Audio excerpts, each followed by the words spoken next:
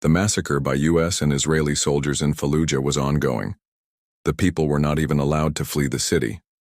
As he entered the unusually silent Fallujah, Private Henry of the U.S. Army was filled with anxiety. Until recently, they were not supposed to see the faces of the people they killed. They didn't care much about those they killed with bombs from planes and helicopters or with long-barreled weapons as if playing a video game. However, last week, after a bombing, they had entered the city of Ash-Shuhada on foot. They were ordered to enter Ash-Shuhada and kill all living beings without mercy. They were told to put the bodies in body bags and throw them into the Euphrates River to leave no evidence. They later understood the meaning of leave no evidence. The bloated, yellowed but odorless bodies indicated the use of chemical weapons. Private Henry's poet's heart rebelled after this sight, but his tongue was silent. He remained silent so his military service wouldn't be extended. The next day, when he learned that similar massacres had occurred in Kolan and Al-Jubail, killing thousands, mostly women and children, with biological weapons, he muttered to himself, "Am I on the wrong side?" and sat in a corner crying. Being a poet, it was hard for him to be on the same side as the cruel, especially after seeing the bodies of children. He prayed for this dirty war to end soon so he could return home. Now they were entering Fallujah, and he was afraid of encountering the same scenes here.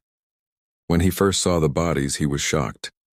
He thought he had gotten used to everything, saying, "Even my poet's heart has turned to stone."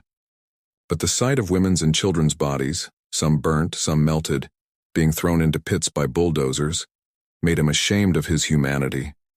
Here they weren't using body bags. It seemed they didn't want to spend time or money on that many, as digging a large pit and pushing the bodies in was cheaper, since humanity was no longer a criterion. No one saw Henry's tears. They advanced in Fallujah. As they moved away from the city center, the scenes of bodies and dogs eating them decreased. However, the likelihood of encountering living people increased. Henry saw his comrades entering, some houses randomly, shooting and throwing bombs through windows of others. There was no return fire. As these events repeated, short screams began to emerge from some houses, soon cut off. His comrades would say, "The terrorists are dead." But most of the screams were from women and children. They acted as if they were mad. Fearing that his comrades might shoot him in this state of mind, he kept quiet, feeling caught between two fires. His comrades, who were firing at the innocents, and the people who might jump out of any house and shoot at him just because he was wearing a U.S. uniform, were both threats to him at that moment. He gripped his gun tightly. With the shouts of "Attention, fire!" he quickly turned, not even realizing how he pulled the trigger, watching as if in a movie the child screaming, "Help! Help!" fall to the ground. He stood there frozen. Another soldier fired a few more shots at the child without getting too close. Henry now felt like he was in a dream. He seemed to watch the events from outside. He was swept away by the flow of a river. He neither spoke nor asked about the dead child, just walked with his gun in hand. A poem kept calling out to him in his mind. If a child is killed, open your heart to unrest. Create a livable corner. Let there be a park and a swing.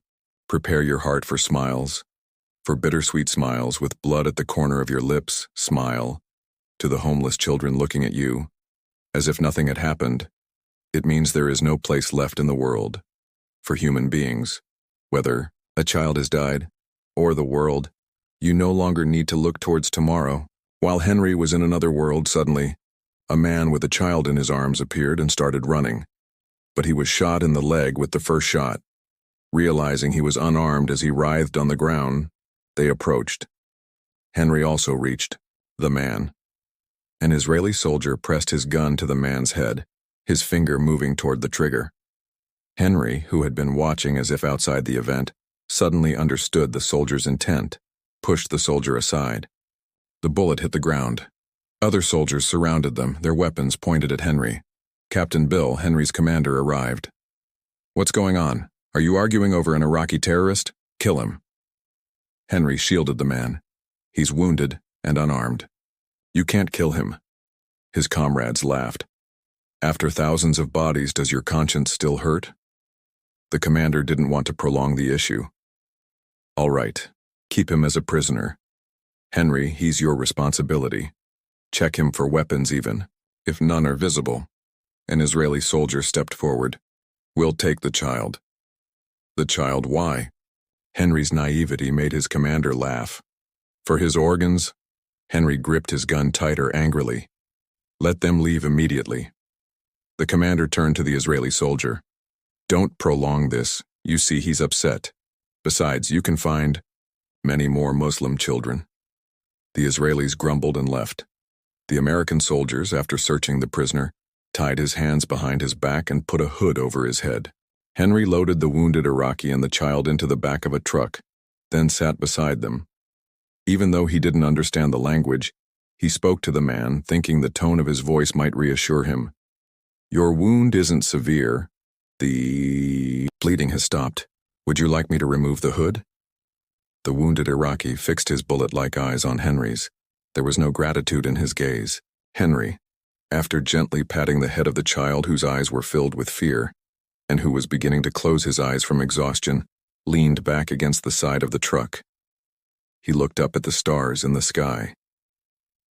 Looking at the stars, amidst the smell of corpses and blood, isn't romantic at all. And he began to murmur a poem. Did you hear the whisper of darkness? Listen, something is passing through the night. The moon is red now, and scattered. The wounded Iraqi, ignoring Henry's surprised look, continued the poem in quite fluent English. The clouds are watching us like mourners. If the roof above me collapses, they will plunder everything. Henry, delighted as if he had found a friend who understood art, continued. Just for a moment, only a moment. Then, nothing. Nothing. After a moment of silence, Henry asked, I didn't know its poet. Is it from an Iraqi poet? No, it's by Farrokhzad, the poem Take Us Wind. So you know English. Where did you learn it? I studied in England. I'm a doctor. Ooh, and a doctor too. I'll tell the commander. Maybe he can do something for you. The prisoner's brows furrowed. I want nothing from killers. Say nothing. Henry was about to object, but then fell silent, feeling guilty. After another silence. And your wife? She was a doctor too. She was on duty at the hospital when it was bombed yesterday. I couldn't even go to look for her body. He wanted to console. These things happen in war. What war? This is a massacre. They fell silent. The prisoner held his child tightly. Henry asked, How old is he? He's 2. My son doesn't know his mother is dead. Henry, as if just remembering, asked with concern, You must have understood what the Israelis were talking about. They've been kidnapping Palestinian children and youth for their organs for years. I'd rather kill my child than give him to them. The truck entered the military camp. Henry said, I work in communications. You'll stay with me until further orders since I'm responsible for you. Let's go. I'll find some food for your child. In the communication room, Henry had brought some food and milk for the child. The prisoner's hands were not allowed to be untied. Henry wanted to know the prisoner's name. My name is Henry. What's yours? Ali. You seem to like poetry. You know, I'm a poet. Me too. Are you serious? That makes me happy. Would you like me to read you a poem?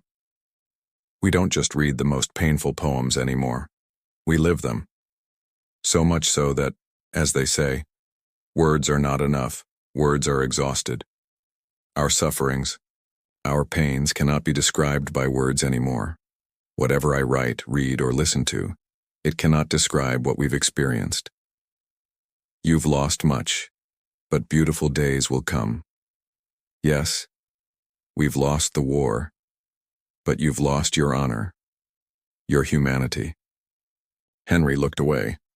One of the communication officers called out to the guards, Tell Colonel Smith his wife is calling. A soldier ran out. Soon Colonel Smith entered the room, picked up the satellite phone. Hello. Hi, Mary. Thank you, how are you? How's our son? Is he sleeping? All right, tell him when he wakes up that I love him very much. I'll buy him the best toys. Don't worry about us, we're bringing civilization to these primitive creatures here. Look, there's even one of these creatures as a prisoner here. Would you like to hear his voice? Though you won't understand what he's saying, just listen and see what we're dealing with here. The colonel held the phone to Ali. He kicked him, to make him speak. Speak so Mary can hear your grunt. Ali, after receiving the kick, quickly spoke into the phone. They are massacring us here. They are torturing women and children. Look at your son's face, he's a murderer's son. The colonel, shocked, quickly pulled back the phone. As Ali was knocked over by a soldier's kick, the colonel shouted, covering the receiver. Why didn't you tell me this filth knows English? Then to the phone. Ha, ha. One of our boys was joking. No, honey, no, don't believe these absurdities. You read about chemical weapons being used? No such thing. Okay, I'm hanging up, bye. The colonel hung up and approached the prisoner. Henry tried to defend Ali, but the colonel silenced him with a hand gesture and looked at the child in Ali's lap. So you have a son too. Would you like us to raise him? Henry momentarily rejoiced, thinking the colonel's anger had subsided, but was again frightened by Ali's response. Better for him to die as an innocent than live as a tyrant. As soon as he finished speaking, the colonel quickly drew his gun and shot the child. You got what you wanted. Henry and Ali's screams mingled, but Ali's scream didn't last long as the colonel silenced him with a single bullet. Henry, who had tried to intervene but was too late, collapsed in agony beside the bodies. The colonel, looking at him, said, You should have gotten used to this by now. Tomorrow we'll kill hundreds more, maybe thousands the day after. Remember what the Israeli trainer said. Point your weapon at them and don't think of them as humans. Just shoot or they'll kill you. Henry struggled to speak. Nonsense. You killed 2 innocents. We're soldiers. Our job is to kill. We will kill, and when we return, we'll forget. Henry caressed the child's bloody hair. Will we be able to forget? Will we be able to love children? Will we be able to caress their hair? We must forget, my friend. Forget to live, we must forget. Wash the blood from our hands and water the flowers. The new day is ours. All screams have fallen silent. The innocents are dead. The tyrants will live. We must forget, my friend. Forget. Ignoring the surprised looks, Henry drew his gun. I understand now that forgetting is no longer possible, nor is living. A gunshot echoed, and Henry's hand slowly slid from the child's bloody hair to the ground.